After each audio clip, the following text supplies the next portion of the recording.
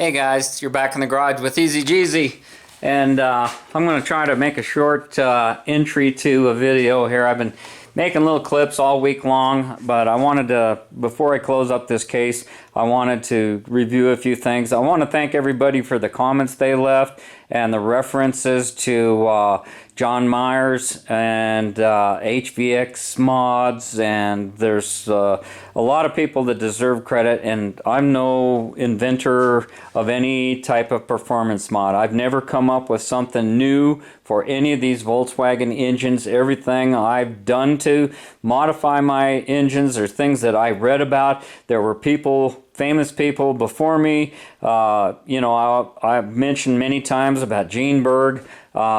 He was the one guy that would publish and put into print. Many times, you know, racers keep their cards close to their chest, and they're not going to tell you every one of their secrets, and everybody's got their own little things that they do. It's the same thing as regular any kind of racing. You know, when it becomes competitive, everybody's looking for that little secret edge to have an advantage. So as time goes on, you know, mechanics change teams, and little blurps come out here and there, but it's, you know, it's still pretty tight. I read in one of the books here, for example, of putting the distributor in, very first thing. But once you've got everything cleaned up and you're going to start your assembly, they talk about putting the distributor drive shaft gear in there. I did this on my 1800 bill, and I thought I would try it on this one. And the way you do it, you know, there's books out there, more than one book that describes how to do it, but you get it all lined up, you get your distributor lined up. That way you can put your little, you need two little spacers.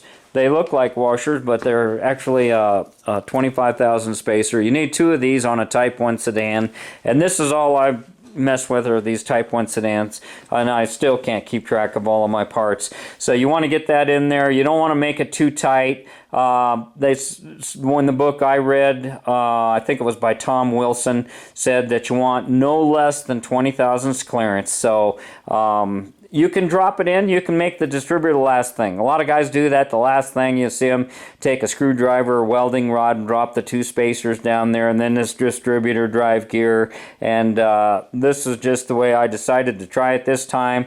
Then you want to get your timing marks of your steel cam gear over to the side, and you have two marks on your steel gear, and you've got one mark on your cam gear, and you want to line the cam gear in the middle. The single dot goes in between the two dots. And so then what you see here is I've added the pulley on the front, because at top dead center you could literally time this engine right now. I could put it at 12 degrees. I could turn my distributor.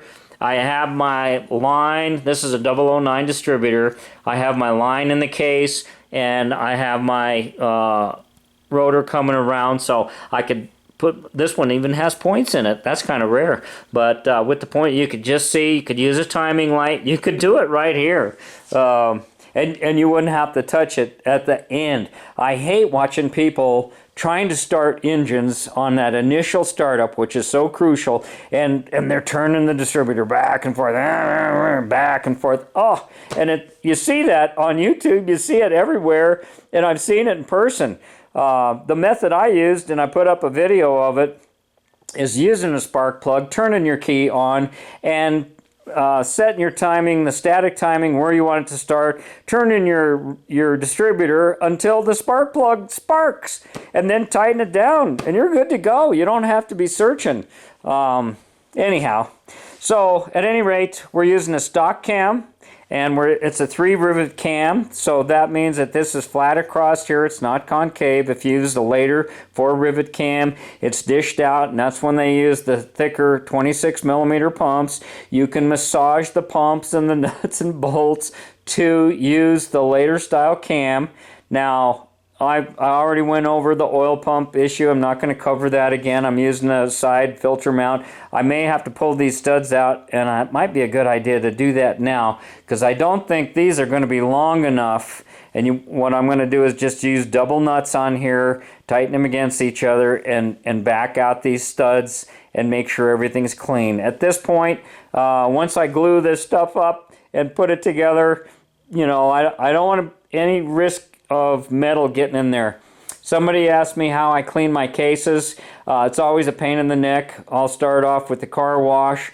Maybe if I got some real heavy gunky areas, I'll use some number 2 diesel. You can use paint thinner. You can use brake cleaner. I usually buy brake cleaner by the case. The local O'Reilly store over here, when they run a sale on it, he knows that I'm not buying it to resell.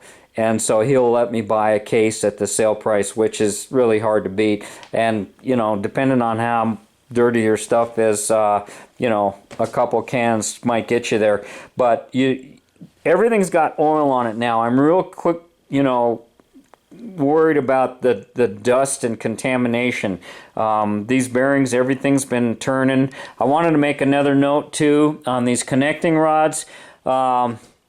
Somebody bought aluminum connecting rods and they were wondering which side to face up because they don't have the little mark. Volkswagen has an identifying mark on each one of their connecting rods, and they're all supposed to be facing up towards the top of the engine. And you'll note that in this case, the numbers are on that same side.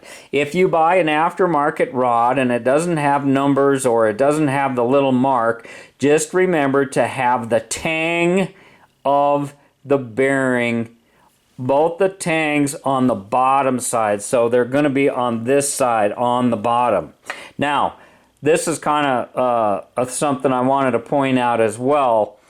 If you look, this is an older style rod, and I center punched it to lock it in place once I torqued it to my 25 foot-pounds, but this one doesn't have the groove in it. I have 2 rods that had the groove. Here is a rod, and you can see the little notch right there. And so when you take your punch, you don't have to punch on the back side. You just punch it once right there, and that just makes sure that the nut doesn't come loose and work out from vibration and so on and so forth. I plastic gauged everything. I've got 1.5 thousandths on each one of my connecting rods, and I've got 3 thousandths on my main bearings. On the full circle bearings, you don't need to have fancy tools. You can just use, if you have a good set of feeler gauges, you can use the same feeler gauges that you use when you are adjusting your valves. And just to kind of show you an example of that, here's a 4, and the 4, it just doesn't want to go in there, okay? So now I'm going to go to the next one down. Make sure you're going down. There's the 3. Make sure you just have one of them. And if I take the 3, it's real flexible and it goes in there. Okay, so I've got 3 thousandths on this one and this one and this one, because those are full circle. The only way you're going to get a measurement on this one is to, at this point in time, maybe put the 2 case halves together, torque it down, then lift it up and pull it off. And everything else was the same, and there's nothing I can do about it. I don't even think I'm going to check that one, because I'm having such trouble getting to the windows of time and trying to video all of this stuff. Don't forget your cam plug. I'm putting the hollow side towards the back, and you can go either way with it. It doesn't make any difference whatsoever. They also make a rubber one. It's not really rubber; it's rubber coated, and you can use this one too. This will smash in there. It's a smash fit, and I've used them. But as long as I've got the original style one, I'll put my sealer on that. Somebody's going to ask me what kind of sealer. Do not use silicone on your case halves. What I've been using is this. I've used this for years. Just the aviation sealer. Aviation Formagasket by Permatex. What is that, 3H? I don't know. This is an old bottle. You can do quite a few inches with one of those, let me tell you. Is there anything? If you got to do anything to this oil pickup, if it's loose or you want to tighten it up or anything you want to do it now. Make sure that if you're going to use an extended oil sump and you need longer studs, do it now. Make sure everything is tight. You might want to. I might take this apart and put some red Loctite on there, because that is so hard to mess around with that thing when your engine is in the car or assembled. If you make some changes, I had a struggle with that on my last engine. I think at the last minute. This engine had case savers in it. I don't know the history of this engine. You know, I'm real worried that I might have a crack in my case. But I'm going to go ahead and continue with it. I've invested money in this thing. I've got the right size bearings. It's been bored second over. I don't remember if I mentioned, you know, there are some performance things you can do, and absolutely not necessary on an engine like this, but I did them anyhow. I did round off all the edges. This was cut to fit the 90.5s. I like the 90.5 piston. I think it, you know, the 94s, you're starting to get into the case savers sometimes, depends on who's cutting it and what your engine's like. On the heads, you're cutting things away. And, you know, I got to tell a little story here. I'm always interjecting things that pop into my head because I have ADD. I've had it all my life. I'd probably been on something when I was a kid if they'd had those drugs back then. But so many people are always coming up to me and saying, oh, I got a little Volkswagen, or I had one of those. And I was at a yoga class the other day, and another student, an older guy, came over to me and he says, you know anything about the Volkswagen engines for airplanes? And I says, no, not familiar with those. He says, yeah, they make them. I says, I have a book, an article, and it talks about is in the 60s. Some guy had one. I'm not even sure if he was using all four cylinders, but I didn't know they were still doing that. And he says, oh yeah, engine kit, you know, and you buy these engines. I said, well, where can I find out more about that? And I'm going to put in a picture of it because I was curious. I spent a whole night looking at their website, and then I thought maybe there's some carryover thing that would work on ours. And basically, the name of the company is Sonex, S-O-N-E-X, and they manufacture or provide kits. They're kit airplanes, and they use these Volkswagen engines. And you ought to go check it out. It's a bare engine without any fan shrouds on them, and the propeller goes on the front, and they have an adapter for that. That's like $5,000. They're using 2180 engines, and they make 80 horsepower. And it doesn't go into detail where they're getting their parts. They're using an 82 counterweighted crank and a new case, and I'm not sure whose heads they use. I'm sure they're just buying them and repackaging them. And I was curious because they have a turbo version that makes 100 horsepower, and it's like for a 2180 and turbocharging it, though, you know, they make the thicker wall cylinders now. It used to be they were just the thin wall, but you know, for an airplane, it's kind of important to have reliability. And these guys have been running them for years, and they have an alternator that goes in the back where the flywheel is. They have a special mounting adapter plate on the back of the engine, and they're using these 21 engines, and of course the propeller's right in the front, so it's just roaring air across it. And they use fuel injection, but it's no good to us because they run a constant RPM. They're not, you know, they don't stop on clouds, wait for the light to turn green before they take off again, you know. So none of the stuff I saw there would apply to anything useful for what we're doing with our cars, but it was kind of interesting to the comparison, and that they're using 2180 as their engine of choice for the particular propeller, because they have that load of the propeller. And as they climb in altitude, the air gets thinner, and so they wanted more horsepower, and they used a turbocharger off of a diesel of some kind. So at any rate, I just wanted to give you a quick little update here. This is just a wire brush. It's not anything to grind with, but I'm just wishful thinking. I don't know how good that showed up in the video, and I don't know if this is a perfect solution. Once you heat this up, you know, once you get it in service, all this metal is going to expand and contract. So when it even looks like there was something down here, but I'm going to try to clean it up here. with the wire wheel, and then we'll hit it with some heat and see if there's any actual changes. If this was a used case and it had a crack in it, then there would be oil in there, and what's going to happen is the case is going to expand, it's going to push some of the oil out. I hope I was recording. Cleaned it up with a brush, and I kind of licked it with some heat from a butane torch here. And I'm not seeing what I saw before. So we might be okay. We might be okay. I think I'll just leave this area alone.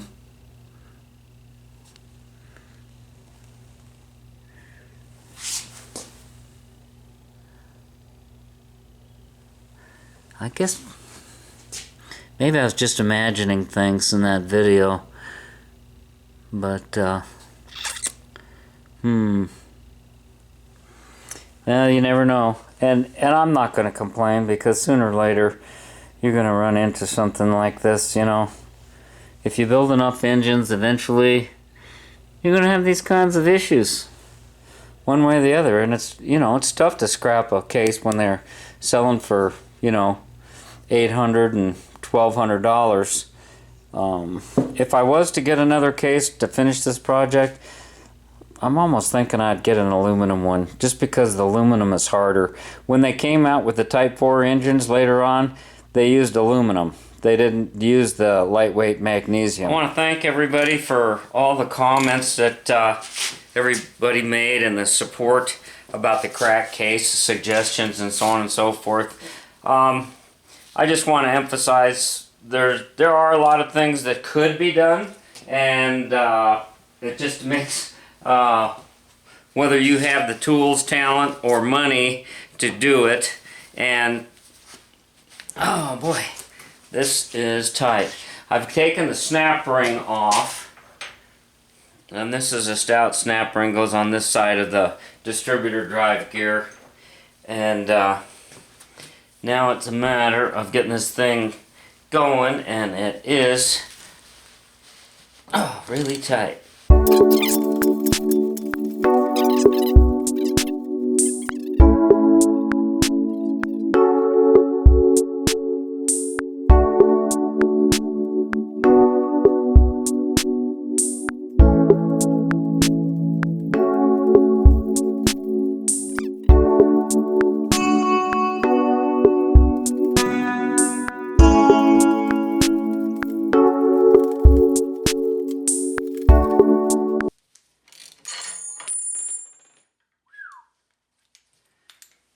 Good tool. Good tool. Yes, indeed. Good tool.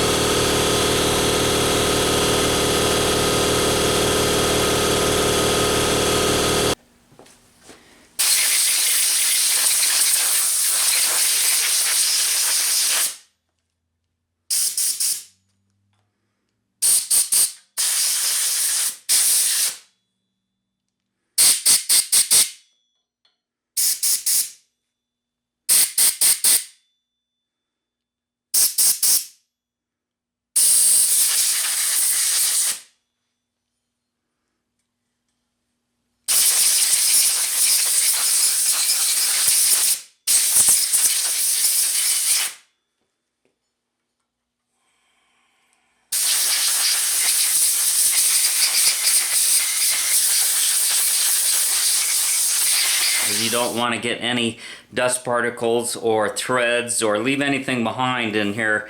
It'll just create problems. Most of those bearings look pretty good. I did see a few scratches here and there, but the journals look great in my humble opinion. And you want to be careful about when you clean it off with brake fluid and get it completely dry. If you're in a humid area, get something on there, WD-40, penetrating oil, some type of a light oil, and watch what you touch with your hands, because you don't want to get this thing start rusting and having things. Sounds kind of crazy, but we want to start getting moving towards the direction of cleanliness here to prevent any startup issues, because we want this thing to stay together for a long time. And even though the case is questionable, I'm pretty excited about the looks of these journals on this old crankshaft that I ran for years. I think part of that has to do with running less than 6-to-1 compression on it. Yeah, it just makes it easier on things. And I love these counterweights here on the sides. These this you would, by looking at this, you hear a lot of talk now about V8 engines going to a flat plane crank. Well, we've always had it. And one of the things that gives this whole setup strength is the fact that you've got one connecting rod per journal, and you've got 4 main bearings here, and you've got it's short. It's not strung out over. This thing probably be probably be a foot longer if it was for a Model A Ford, and I hate to keep referencing that, but I've been messing around with the one my neighbor has, and I keep having flashbacks and comparisons in my mind. And yeah, I'm pretty happy with this. It has a 10 over here, but it actually is a 20-20. It's 20 was taken off of the mains and 20 off of the connecting rod journals, and that's the way it was when I got it. It had been it's basically a remanufactured VW crank that I got from CB Performance decades ago. And if you look at that, 20 thousandths isn't the end of the world, right? You know, it's, you know, if you're building a huge stroker, if you're building one of the 2332s or a 2276 and you're going to turbocharge it, you want the best of everything. For this application, this crankshaft should be good in a 1776 up to 5,000 RPM, no problemo. And we're not putting a 5,000 RPM camshaft in it, so it's pretty much a good choice for this project. And it's used, and I want to thank everybody for all the comments and support on the crack case. You know, I've got this stuff here. It'd be pointless for me to buy another case, or that's not in my budget, or to, you know, start butchering things. We'll just go through with this, and if I have to take it apart again and get that welded, or find that it is a crack, that dark area, when you apply heat, that is one of the ways you can tell. Somebody put that in the comments. I've never tried that, but I did it with this time. I used a little propane torch, and I just kind of heated that area, and I didn't see anything happen. But I have seen, the problem is it's not on the edge of the case, it's on the edge of an oil galley, 2 oil galleys, where your relief valve is, as well as your main oil passage. And I've seen people develop cracks where the oil sending unit plugs in, and it just never ending. The one I'm thinking of, it started, we saw the crack, it was leaking oil, making a mess, and then it started moving over. They got it welded, and it still went over to the distributor hole somehow. So it's, you know, these are magnesium cases, they're not aluminum. The Type 4s that came out later were aluminum. I never hear of problems with those, but it's additional weight. They made those for the buses, and the buses were heavy anyhow. But on the sedans and the little bugs and stuff, weight was everything. 20-pound savings of weight is huge in the industry. So weight was everything. But in the bus, they had a truck anyhow. Well, it's another 20 pounds, right? Okay, so now what I'm doing is I've put the new bearings in. We have all the excess oil off of everything. I've put a little strip of plastic gauge on the crankshaft journal, and I'm torquing it down to the 25 foot-pounds. Here I've switched wrenches, and I'm taking it back off, and I'm going to measure the width of the squashed wax plastic gauge. There are other ways of doing this with fancier tools, but I've seen time and time again and done this. This is all I can afford. So this has worked for me in the past, and I'm not having any problems with doing it this way. So now it's just a matter of taking it back apart and measuring the width, and then you clean it off the wax with solvent. Most of the time you can scratch it with your fingernail and just a rag, but a little brake clean and it'll clean right up. 0015.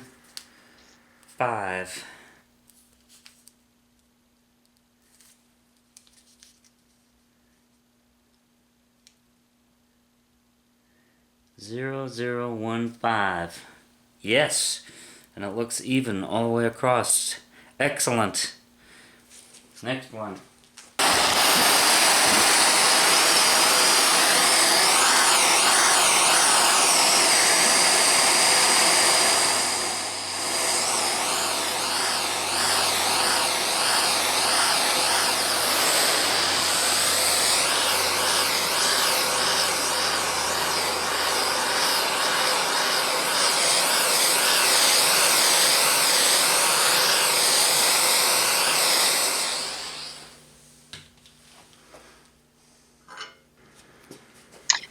A little heat helps expand the metal, and I've already got my new bearing on. I finished checking all my connecting rods, and now with that warmed up gear, it should just slide straight on and hit home. And you'll know it when it's there, and it feels good. So the next thing that's going to go on is they call these, I always call it the racer spacer. That's a one-piece ring. This is the stock ring, and if you look at the edge of it here, you can see the little stamped in VW emblem, and that's going to be good enough for this build. I'm not expecting any high RPM race engines or anything, so just make sure everything's cleaned up and get that into place. And the next thing is going to be the distributor drive gear. So I'm going to use a little heat on that as well and get that all warmed up. And it's brass, so it heats quicker. You don't have to worry about overdoing it here. If you start it on and it gets caught or it's not warm enough, it won't go, then you just have to pull it back off and try again. You may need to use the puller to get it off, but it's a trial and error, and you just learn by doing it. And be real careful, because you're right by that number 4 bearing. Now I'm just sort of making sure that the snap ring is going to fit. I'm checking the gap all the way around the gear, and it looks like it's going to be good. I didn't like the way this particular snap ring went on, and this is the one that I took off. So luckily I had a different one, and it was closed up. This snap ring should be tight, and it's not tight, but it's definitely in the groove, and I can move it around. It's not gonna release or come off of there. I'm sure that this other snap ring, the first one I tried putting on, it was sprung, and I'm not going to use it. Luckily I had another one here. Alright guys, that about wraps it up for me. Looks like it's a nice afternoon and the squirrels are out, and I think I'm going to go for a bicycle ride. I've been trying to lose a little bit of weight lately, and I'm trying to get as active as I can and enjoying the nice weather. Thanks for watching. Thanks for subbing. TheEZGZ out. Get out there in that garage.